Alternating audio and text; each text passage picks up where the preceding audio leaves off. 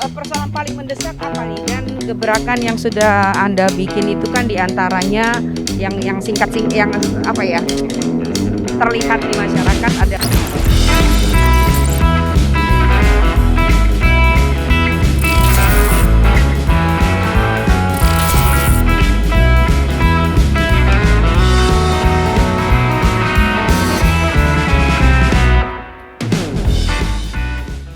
Ini hari Jumat berkah ya. Alhamdulillah, Lagi bulan Ramadan dan saya kembali lagi ketemu dengan Bupati Ogan Ilir yang keren sekali, kerenian, Panca Wijaya Akbar. Pak Bupati apa kabar? Baik, alhamdulillah. Alhamdulillah baik ya, sehat semua. Pengantin baru. Walaupun agak terkilir sedikit. Iya, jadi pakai tongkat. Sebulan 50 hari ya? Ya, kurang lebih. Belum 2 bulan tapi penyesuaian dirinya tadi double. Ya. Cerita dengan saya. Boleh dong diceritain. Ini kita sedang keliling ya. Ya, keliling Pemkab Tanjung Senai. Yang pemandangannya kerenian. Ya, Pak Bupati coba tolong ceritakan kepada netizen. Ya, apa sih yang membuat Anda boleh dibilang menyesuaikan dirinya double? Ya, tadi sudah saya sedikit cerita. Ya. Jadi saya ini pertama, apalagi di bulan Ramadan ya, adaptasi yang baru itu sebagai bupati di bulan Ramadan, di sisi lain sebagai pengantin baru. Nah, kedua adaptasi tersebut harus secara cepat karena terkait kalau ditunda-tunda apalagi secara santai kan tidak bisa karena ditunggu masyarakat, apalagi rapat audiensi dan lain-lain. Banyak permasalahan PR di Pemkab ini harus diselesaikan satu persatu. Kadang yang masih berjalan saja tidak sabar kan, masyarakat ini menunggu mana nih ininya, padahal kita lagi membenahi di bidang internal dulu. Banyak sekali PR yang kemarin. Ya, PR yang kemarin. Persoalan paling mendesak apa nih? Dan gebrakan yang sudah Anda bikin itu kan diantaranya yang terlihat di masyarakat adalah segera mengembalikan nakes yang sempat dipecat. Tapi ada istilah yang menarik tadi, tolong ceritain. Ya, jadi untuk masalah PR tadi ya, satu persatu kita tuntaskan. Yang mana yang awal tadi sering saya sampaikan pada saat wawancara untuk reformasi birokrasi. Banyak sekali permasalahan di Pemkab ini yang terkendala masalah birokrasinya. Jadi omong kosong kebijakan bupati tersebut, cita-cita atau misi-misinya dapat terlaksana apabila tidak ditunjang oleh OPD yang mumpuni. Jadi dari awal ini saya membenahi di bidang internal agar apapun kebijakan saya yang ingin saya capai tentunya dapat terlaksana apabila OPD-nya OPD-nya dapat dengan baik. Saya terkait masalah nakes. Jadi saya sampaikan pengembalian 109 nakes itu semata-mata karena rekomendasi ombudsman, pihak yang independen, agar demi peningkatan pelayanan kesehatan di rumah sakit tentunya itu dibutuhkan. Jadi yang kemarin oknum-oknum yang berlindung dari seluruh nakes tersebut yang mengakibatkan kerugian teman-teman nakes dapat tersaring dari hasil verifikasi tersebut. Jadi itulah salah satu win-win solution, bagaimana meningkatkan pelayanan rumah sakit tapi di sisi lain juga mengembalikan pekerjaan para nakes tersebut. Jadi mengembalikan dengan artian membenahi kinerja yang ada di Rumah Sakit Umum Tanjung Senai. Dulu waktu janji 1000 hari pertama apa? Ya, 1000 hari pertama. Jadi begini, kan untuk berjanji itu kita harus tahu dulu kemampuan dari Pemkab. Janji itu kan banyak terkait infrastruktur. Nah, di sisi lain kita ada kegiatan yang dipotong karena refocusing pertama. Ya. Yang kedua yang mana menentukan skala prioritas. Nah, tentunya saya tidak mampu bekerja sendiri, sama bukan ngeles, tapi kalau OPD-nya giat mencari sumber dana dari kementerian dan lain-lain. Berdasarkan APBD. Ya, makanya itu kan dibutuhkan OPD yang mampu connect dengan bupatinya. Kembali lagi, kalau selagi saya internalnya mampu saya rombak dengan baik, menepati the right man the right job, tentunya akan mudah untuk mengaplikasikan semua janji kampanye. Mm-mm. Untuk 1000 hari Mm-mm. dalam kepemimpinan saya Mm-mm. tidak banyak, karena waktu diberikan itu kan kurang lebih 4 tahun. 4 Jadi, tahun. Kenapa 4 tahun? Karena ada kemungkinan itu kita belum tahu. pilpres, ada pemilu raya 2024 Ya, serentak.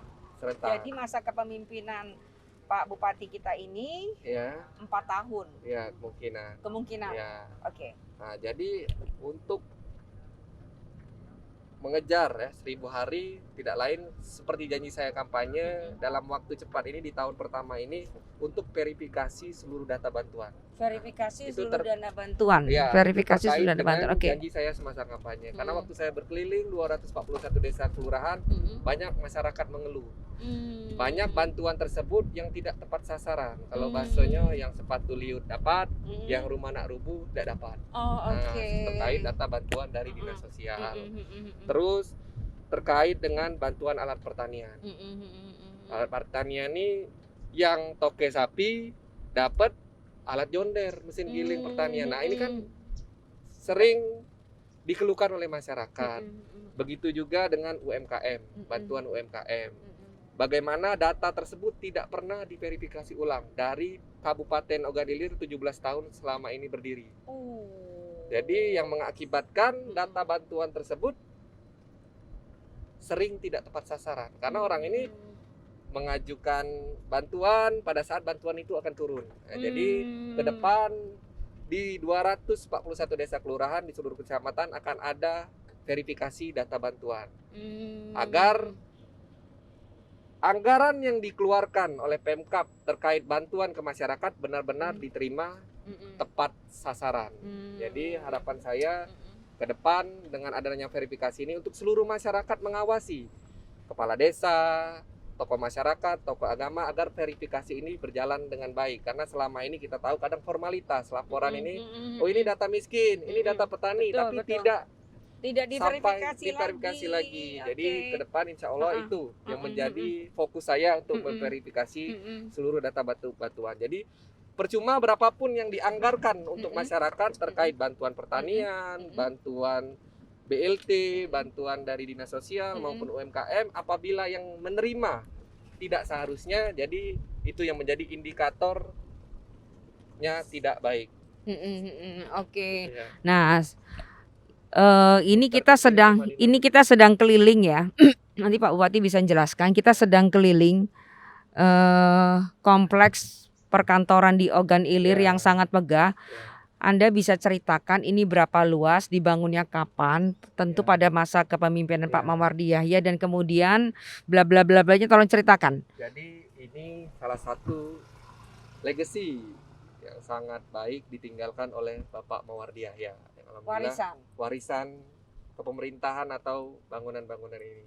Kalau dulu ini kan ini perkebunan Cinta Manis.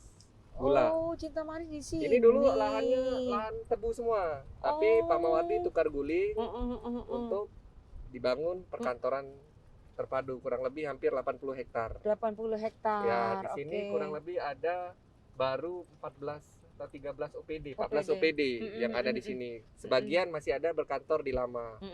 Kalau yang di ini apa nih, sorry? Ini untuk kegiatan acara. Ini yang satu-satu ini OPD. OPD-nya di Itu sini. ada Pol PP, ini apa nih? Ada tulisannya pemerintah, kabupaten bagian umum, ini umum. Ini kantor bupati, sekda, dan juga asisten. Semua di sini. Nah, kemudian ketika Pak Mawardi meninggalkan sini karena selesai tugas ya, itu berapa tahun lalu ya? Ya. Berapa tahun lalu kira-kira? 6 tahun lalu. 6 tahun lalu. Ya. Keberadaannya seperti apa? Keberadaan tempat ini boleh dibilang kurang terawat ya? bukan kurang terawat ya, tapi ada beberapa hal mungkin karena beda tipe kepemimpinan ya beda juga ya. Ini nih ya, Ananda Pancani pacak nih yang jawab. Ditanya apa we dia we? Gayanya pejabat nian dalam arti tuh diplomatis. Enggak usah diedit ya, biar kelah ya. Yang ini ya. Jadi ya kan tergantung, mungkin ada bupati yang sebelumnya lebih menyukai yang seperti apa, dan tentunya saya dengan gaya kepemimpinan saya tentunya pengennya Pemkab ini seperti apa. Oke, kalau di sebelah kanan ini Ya, air ini taman. tamannya Ya, ya. taman Nah, depan. Ini sebenarnya terbuka untuk umum terbuka sore-sore. untuk umum. Oh, Ya, oke. jadi masyarakat boleh main bola, main apa, terbuka untuk umum. Kembali ke ini. Tadi kita ngomong soal Anda ngomong soal saya ingat tuh waktu debat ya. Ya. Bahwa Ogan Ilir ini wilayah yang sangat strategis karena dilalui 3 jalan tol. Ya. Dan bagaimana Anda memandang itu semua dan kemudian bisa mewujudkannya dan juga nanti sambung dengan yang kereta. Ya, dengan kereta api. Dengan jalur kereta api yang mau dipindahkan oleh Ananda, Bupati. Ananda nih. Jadi itu sebenarnya bukan seperti kebijakan ya, tapi salah satu ide sebagai bupati harusnya mengeluarkan konsep pembangunan kota Indralaya. Karena kita tentunya ini bukan sekedar saya saat menjabat, tapi akan diturunkan ke pemerintahan berikutnya agar pembangunan ini on the track. Jangan beda bupati nanti ngarahnya berbeda. Jadi itu salah satu bentuk masukan saya terkait percepatan pembangunan Indralaya yang saya sampaikan dulu. Ini harus disiapkan untuk penunjang ibu kota Palembang. Kenapa? Faktornya banyak. Kenapa Palembang itu harus melebar pembangunannya ke sini? Yang pertama adanya Unsri. Berikutnya tadi dilewati 3 ruas tol. Palembang Indralaya, Palembang Bengkulu, Palembang Lampung. Jadi tidak ada kata yang tidak mungkin apabila investor hadir untuk tidak memilih kota Indralaya. Nah, untuk investor itu dapat hadir, bupati harus menyiapkan apa yang diinginkan oleh investor, seperti properti ya, yang tidak mau kan pasti bebas banjir, kepastian pipa gas, kepastian PDAM, kepastian drainase air di mana. Nah, itu yang harus disiapkan sejauh mungkin karena ini lebih mudah. Seperti kota Palembang, kita tahu sudah padatnya penduduk, sulit apabila ada genangan air karena aksesnya sudah banyak perumahan, tentunya memakan biaya yang tidak sedikit. Mumpung kita masih banyak lahan kosong, di saat inilah kita mengkonsepkan agar nanti 10-15 tahun ke depan Pemkab ini siap, Ogan Ilir ini siap menjadi kota penunjang kota Indralaya. Nanti insya Allah dalam waktu dekat untuk MOU bersama. Jadi agar 700 hektar kurang lebih lahan Unsri tersebut dapat paling tidak sedikit dapat dilewati agar aktivitas ini tidak memutar. Jadi dengan adanya pemotongan aktivitas ini mampu men-trigger kawasan ibu kota ini. Jadi kereta yang yang kereta Unsri itu, kereta yang sempat mangkrak di Unsri, ada rencana untuk diapakan? Kemarin sudah saya ajukan melalui Disub Pemkab untuk tembusan ke Kementerian Perhubungan dan PT KAI untuk memberikan peluang pembangunan kereta, pembangunan stasiun kereta yang mengingat kita stasiun Kertapati itu tidak memungkinkan lagi untuk memperluas atau mempernyaman seluruh yang menikmatinya. Fasilitas itu harus kita tingkatkan, tapi tidak mungkin lagi karena mengingat di situ ada batu bara, ada sawit dan juga untuk penumpang. Jadi kemarin saya menugaskan di Sub Ogan Ilir untuk berkirim surat. Ogan Ilir siap memberikan lahannya di kawasan Rambutan untuk menjadikan stasiun kereta api skala yang lebih baik dibanding Kertapati, karena di situ akan ada pertemuan yang dari Lahat, yang dari Lampung, dari Lubuk Linggau dan Batubara dan lain-lain dapat dipertemukan di Rambutan. Karena kawasan tersebut kita tahu konsep yang terbaru ini akan adanya kantor gubernur di kawasan Keramasan. Nah, apabila Rambutan tersebut ada stasiunnya, disitulah kita dapat menyaring dan melintasi kawasan kantor gubernur baru dan juga insya Allah akan sampai ke airport. Itu kan rencana 20 tahun ke depan lah ya. Tapi saya memberikan ide saja ya, terserah kepemimpinan yang di atas, kembali lagi kepada provinsi, kembali lagi kepada Kementerian Pusat, bagaimana mereka tahu yang skala prioritas yang akan dibangun. Tapi Kabupaten Ogan Ilir siap komitmen Rambutan tersebut menjadi kawasan stasiun kereta api yang terbaru, karena mengingat di situ juga ada pintu tol Rambutan yang menjadi pertemuan akses jalur darat dan juga kereta api. Oke, sebenarnya yang paling sulit ya dalam mewujudkan mimpi itu, Anda sebagai anak muda, selain modal taruhlah, ya kan, mengingat APBD kita kan terbatas ya. itu apa? Maksud saya gini loh, cara komunikasikah atau cara meyakinkan stakeholder? Iya, pertama semuanya butuh itu, meyakinkan stakeholder, networking, jaringan di pemerintahan pusat, di provinsi dan lain-lain. Nah, tapi untuk membawa itu agar dipercaya, konsep yang kita bawa ini paling tidak visualnya menarik, ide-idenya kenapa dipilih di sini, itu yang harus kita kemas sebaik mungkin agar apabila ini diajukan ke provinsi, diajukan ke pusat, orang tidak memandang sebelah mata apabila kita sudah siap, baik secara konsep, anggaran, dan juga kabupaten ini sesiap apa untuk menyambut apabila memang yang diinginkan itu benar-benar dibantu oleh provinsi maupun oleh pemerintah pusat. Jadi konsep yang dibawa ke pusat itu atau ke provinsi itu harus kita patenkan agar tidak ada celah alasan kenapa orang tidak memilih Pemkab Kabupaten Ikan. Tapi di sisi lain diiringi dengan networking dan lobby-lobby lah. Kita tahu sangat sulit mendapatkan kepercayaan dari pemerintah pusat karena kita berebut hampir ratusan kabupaten ya, 500 lebih kabupaten yang ada di Indonesia ini. Nah, semuanya sama, ingin membantu daerahnya. Tapi yang kita tawarkan ini yang harus dapat dilirik oleh pemerintah pusat. Oke. Nah, Ananda Bupati, sekarang pertanyaan tante. Pertanyaan tante. Parkir depan rumah. Pertanyaan tante. Rasa-rasanya mungkin nggak mewujudkan semua mimpi ini? Ya, kalau setiap saya ya dari pertama kali dipercaya jadi bupati, itu kan optimisme itu kita timbulkan dulu. Karena tanpa optimisme tentunya bagaimana mau mempercayakan dengan orang lain kalau diri sendiri tidak yakin itu dapat terjadi. Jadi dengan bantuan support tentunya dari OPD maupun dari keluarga, dari yang sekitaran lingkungan saya mampu menjadikan ini sebagai kenyataan, tentunya optimis dari seluruh pihak yang membantu terlaksananya ide-ide, gagasan-gagasan dan juga cita-cita saya untuk membangun Pemkab Kabupaten Ilir. Jadi tanpa bantuan dari seluruh lapisan masyarakat, tokoh masyarakat maupun dari pihak legislatif tentunya sulit untuk mewujudkan janji-janji tanpa ada sinergitas dan optimisme. Jadi itu saja. Optimisme dan sinergitas ke semua lapisan. Luar biasa ya. Itu masih dapat masukan dari tetap ada diskusi nggak dengan Pak Wagub? Tidak ada ya.